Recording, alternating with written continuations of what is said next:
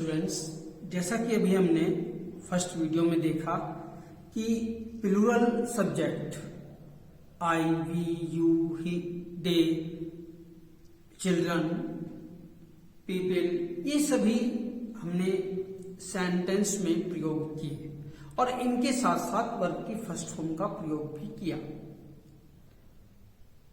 अब हम ये देखेंगे कि किस तरह से सिंगुलर सब्जेक्ट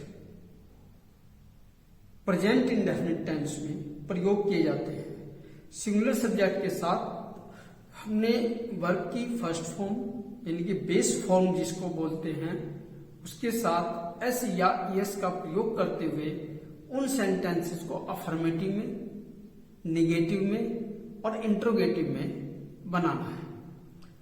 अफर्मेटिव में बनाते समय हमें वर्ब की फर्स्ट फॉर्म में एस या एस का ही प्रयोग करना है, लेकिन जैसे ही हम उसको नेगेटिव बनाएंगे सिंगुलर के साथ डज नोट का प्रयोग और उसके साथ वर्ब की फर्स्ट फॉर्म का प्रयोग। और इंट्रोगेटिव में डज जो हेल्पिंग वर्ब है हमारी वो वाक्य के शुरू में आ जाएगी और वाक्य के अंत में क्वेश्चन मार्क लगेगा। यदि इंटरोगेटिव सेंटेंस में आप क्वेश्चन मार्क नहीं लगा रहे हैं तो आपका सेंटेंस गलत माना जाएगा। इसलिए सभी वाक्यों में जो इंटरोगेटिव हो, सिंगुलर के हों या प्लूरल के हों, उसमें क्वेश्चन मार्क का लगना बेहद जरूरी है। कुछ सेंटेंसेस ऐसे भी होते हैं जो इंटरोगेटिव होते हैं और उसमें प्रश्न भी पूछे जाते हैं। यहां पर तो क्या लगाकर सभी प्रश्नों को बनाया गया। उन सेंटेंसेस में हम हु, व्हेन, वेयर, व्हाई इस तरह के शब्दों का प्रयोग भी करते हैं। इसे हम आगे देखेंगे कि किस तरह से क्वेश्चन वर्ड का प्रयोग इंटरोगेटिव सेंटेंसेस में किया जाता है। और यहां पर हम अफर्मेटिव के सेंटेंस, नेगेटिव के सेंटेंस और इंट्रोगेटिव के सेंटेंस देख पाएंगे। लेकिन ये बात हम बार बार कहेंगे कि 5 फॉर्म्स को याद करना आपके लिए बहुत जरूरी है। यदि आपको वर्ब्स की यानी कि लगभग 350 वर्ब्स आपको अच्छी तरह से आपकी मेमोरी में होनी चाहिए ताकि आप किसी भी तरह के सेंटेंस को अच्छी प्रकार से बना सकें, उसे कन्वर्ट कर सकें, ट्रांसफर कर सकें। इस तरह का ज्ञान हमें होना चाहिए। आइए बात करते हैं सिंगुलर सब्जेक्ट का प्रयोग प्रेजेंट इंडेफिनिट में कैसे किया जाता है। यहां पर पहचान यही है इस टेंस में, हिंदी में सिंगुलर के लिए है, मैं के लिए हूं और प्लूरल के लिए हैं। था, थे, थी और गागिनी पर नेक्स्ट टाइम बात करेंगे। यहां पर इंडेफिनिट टेंस में जो वर्ब की फर्स्ट फॉर्म का जो प्रयोग है वो प्लूरल के साथ हमने सीखा है और वर्ब की फर्स्ट फॉर्म में एस या एस लगाकर उसे सिंगुलर में हमने अब प्रयोग करना है। सिंगुलर सब्जेक्ट में he, she, Ravi, Savita, dog, book, doll, honesty इस तरह के डूअर सब्जेक्ट काम करने वाले या कर्ता आते हैं। अब यहां पर इन सभी सेंटेंसेस में अफर्मेटिव के सेंटेंसेस में हम वर्ब की फर्स्ट फॉर्म का प्रयोग करेंगे, उसमें एस लगाएंगे या फिर ईएस लगाएंगे। यहां पर हमने पहला सेंटेंस बनाया है he sings A sweet song. He sings A sweet song, तो ही सब्जेक्ट है, उसके साथ सिंग्स हमने वर्ब प्रयोग की है एस लगाकर। सी टॉक्स, सी के साथ टॉक शब्द का प्रयोग हुआ, उसमें हमने एस लगाया है, टॉक्स बना है। रवि सिंगुलर है, इसके साथ बीट में हमने एस लगाकर बीट्स बनाया है। सविता सिंगुलर है, इसके साथ कुक में हमने एस लगाकर कुक्स बनाया है। डॉग सिंगुलर है, डॉग में भी हमने बार्क के साथ एस लगाकर उसको बार्क्स बनाया है। चाइल्ड सिंगुलर है, इसके साथ भी हमने टेक में ई एस जोड़कर टेक्स बनाया है।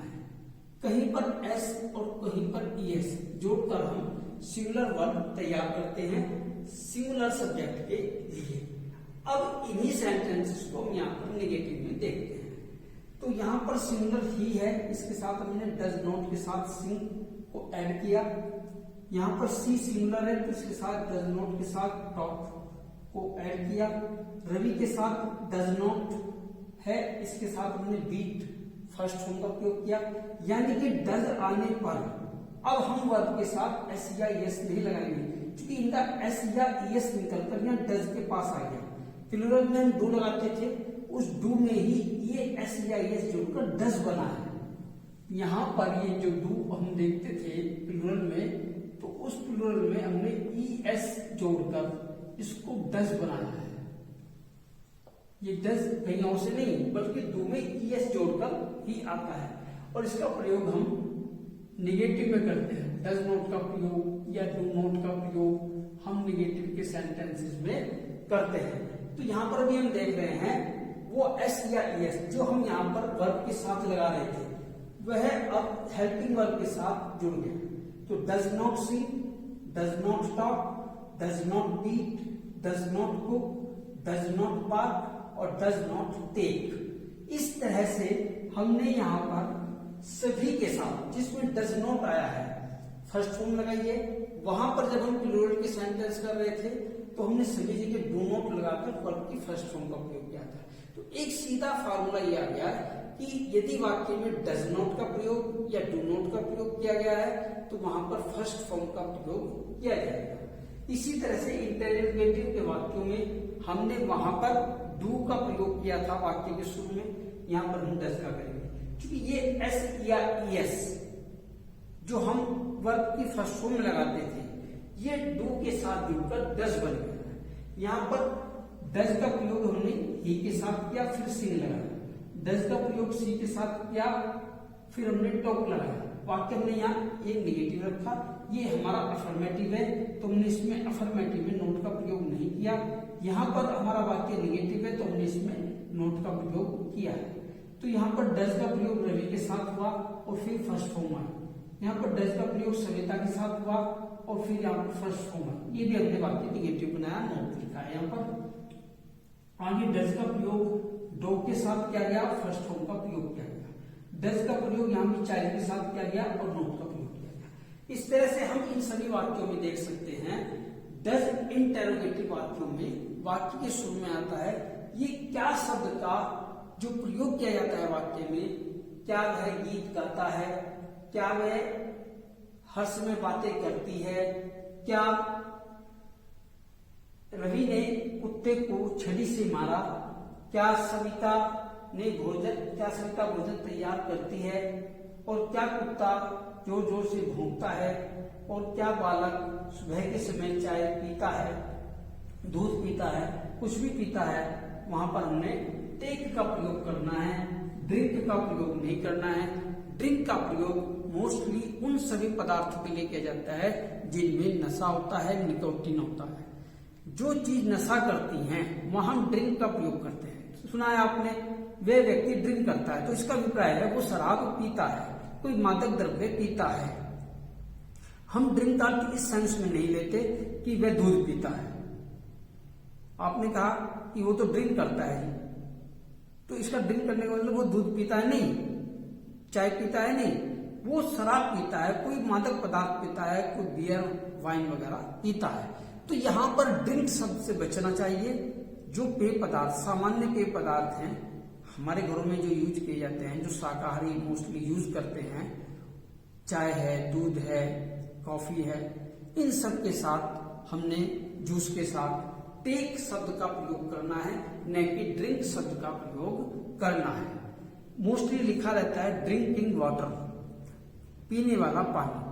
ये एक आम शब्द हो गया, छोटी कक्षाओं में ड्रिंक शब्द का ही प्रयोग किया जाता है। लेकिन अगर हम तार्किक दृष्टि से देखें, लॉजिकल दृष्टि से देखें, तो इन पेय पदार्थों के साथ जो सामान्य होते हैं उनके साथ टेक शब्द का प्रयोग करना चाहिए और मादक पदार्थों के साथ ड्रिंक का प्रयोग करना चाहिए। इसमें आर्गुमेंट की कोई आवश्यकता नहीं है।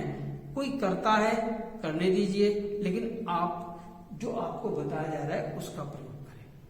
तो आज हमने सिंगुलर सब्जेक्ट के साथ वर्ब की फर्स्ट फॉर्म का प्रयोग एस या एस के साथ किया। नेगेटिव में डज नॉट प्लस वर्ब की फर्स्ट फॉर्म का प्रयोग किया। इंट्रोगेटिव में डज के साथ वर्ब की फर्स्ट फॉर्म का प्रयोग किया। नेगेटिव वाक्य के बीच में हमने यहाँ पर दो बनाए हैं, वहां पर भी डज के साथ नोट आएगा और फर्स्ट फॉर्म आएगी। यानी कि सभी निगेटिव और इंटरोगेटिव वाक्यों में फर्स्ट फॉर्म का प्रयोग होगा, चाहे वो सिंगुलर हो या प्लूरल हो।